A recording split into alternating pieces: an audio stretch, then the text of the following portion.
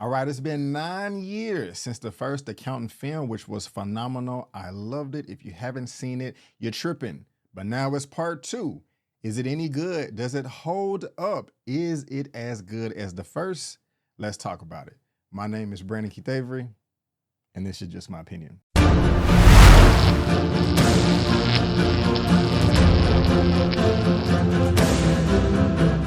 We now have The Accountant 2, something I was really looking forward to. As soon as the trailer dropped, as soon as they started promoting this film, I was like, oh, I'm dropping everything I'm doing. I'm going to see this film as soon as possible. It comes in at 2 hours and 4 minutes, and it's being described as a whodunit. I've never seen this before. Action, crime, drama, mystery, thriller. Now, I have a problem with that. They are leaving a category out, and that is comedy. They have to put in the comedy, and they did not put that there. I will talk about that more in the review. This is being directed by Mr. Gavin O'Connor. This is what the gentleman looks like right here. And if we look at the filmography, of course, he did The Accountant that came out in 2016, this film's predecessor, and also Warrior that came out in 2011. I have to make this bigger for Warrior.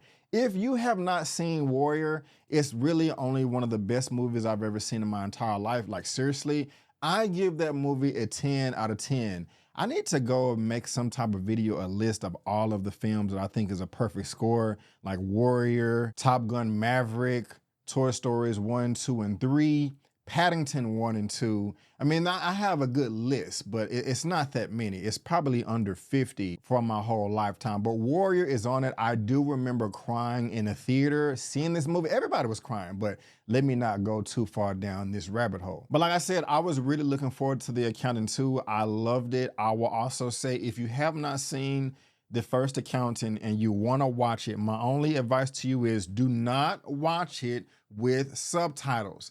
If you do that, you will ruin a surprise. I don't want to tell you how, but my brother told me, man, I watched it. It was good, but we had the subtitles on and it kind of ruined something at the end. And I'll explain it in the comments if somebody wants to talk about it. But before we get into all the nitty gritty, before I talk about all my likes and dislikes, let me tell you exactly what this Accountant 2 film is all about. Christian Wolf, who is Ben Affleck, applies his brilliant mind and illegal methods to reconstruct the unsolved puzzle of a Treasury's chief murder. Now, the first thing that I loved about this film is I cared about the characters immediately as soon as this film started. Really didn't even get to know them that much, but it was just something about their presence and their will to survive to where I felt like they was a family member, to where when they were taken out early on in the film, I was like, damn it. I saw this in the movie theater and I verbally had an outburst like that. Sorry if you was in the theater with me and I disturbed you, but I was just that attached to the characters within the first 5 minutes. And it's not just one, that's for all the protagonists in this film. And to be honest with you, I kind of felt sorry for some of the antagonists too, or at least one of them because of their story. And I like how the film kind of delved into their origin as well. Next thing I loved about this film is the action, is the combat. Look, you have Ben Affleck in this film, Batman. You also have Jon Bernthal, Punisher. They've both played a various amount of roles in their career, and this is what they were born for, in my opinion. They can stretch their talents to all type of genres, but seeing Jon Bernthal and Ben Affleck take up knives, guns, and explosions with bits of hand-to-hand combat here and there, which is also a bit reserved in this film too, it's just a nice icing on the cake on top of everything else that this film has to offer as well. Next thing I liked about this is the story. I like how this film addresses an issue that is a problem in the United States and worldwide that's swept under the rug. Everybody knows this is an issue, but no one ever talks about it. No one ever covers it on large media outlets. It's just like, hey, be quiet. We know this is going on, but there's nothing we can do about it. I'm sorry, I can't help you. This film does address that, and I like that. I really do like where a group of characters just say, hey, there is an injustice out here, and we need to do something about it.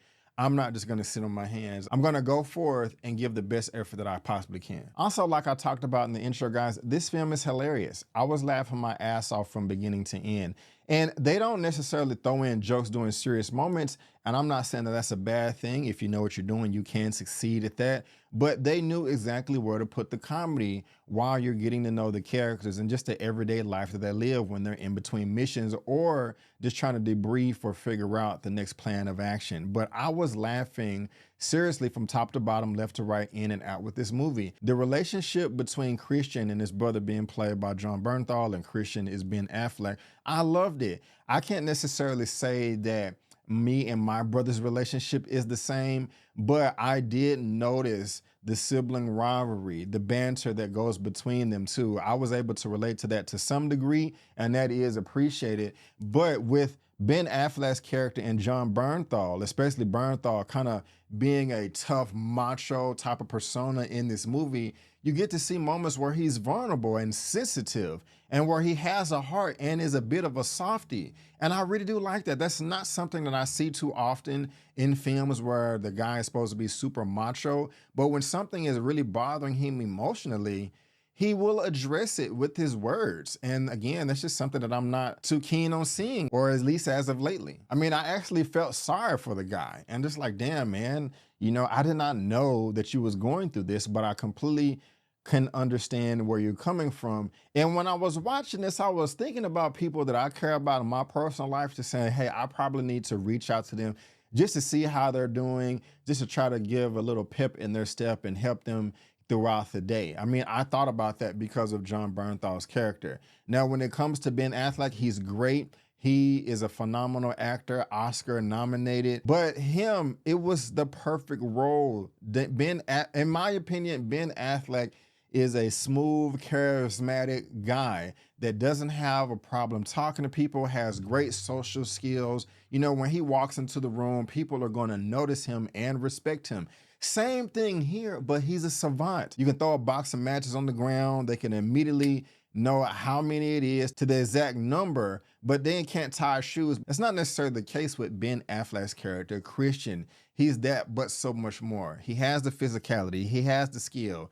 He has everything except for those social skills. There was one scene, I'll just have to say, it has to deal with the dating. Funniest scene in the whole movie. And it really wasn't even necessary for the plot in the whole grand scheme of things, but it was just a nice extra bit of flavor, cherry on top, to where you wanted to get to know his character outside of all of this action, espionage, drama, explosions, thriller type stuff. I really did appreciate it. It was a great touch between Gavin O'Connor, so 2 thumbs up right there. Also want to talk about Miss Cynthia Ade Robinson, and I do apologize if I butchered your name, but I remember her from a number of things. She was also in the Rings of Power Amazon Prime Video series, Star Trek in the Darkness, Columbiana. I can't remember if I saw that film, but she was great in this movie too, and also easy on the eyes. Really no character in this film that I did not like. As far as my complaints in this movie, my negatives, I don't have any at all. Like, I just don't. I thoroughly enjoyed this movie from beginning to end. My only thing I will say, I guess, is a negative. Is it as good as the first? I would say yes. Only thing is there was a twist or a surprise revealed to me towards the end of the first Accountant. There's nothing like that in this film.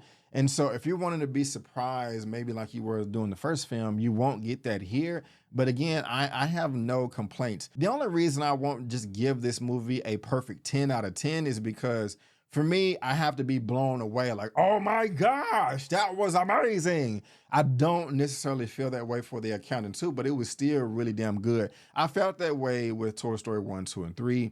I felt that way with The Warrior. I felt that way with Top Gun Maverick. I felt that way with Paddington 1 and 2 and all the other films that I felt that were a perfect 10 out of 10. But The Accountant 2 falls right below that. I will go ahead and give my rating for this at the very end of the video, guys, but please see this movie. It's great. It's one of my favorite films of the year. So we have The Accountant 2, we have Magazine Dreams, and yes, I really did love Sinners as well. But guys, again, thank you so much for tuning in. I really, really do appreciate it. And if I had to rate The Accountant 2 out of a 1 out of 10, I'm going to give it a 9.5 out of 10. Yes, a 9.5 out of 10. Thank you so much for watching. I'm B. Avery. That's just my opinion. Peace, and I'll see you next time.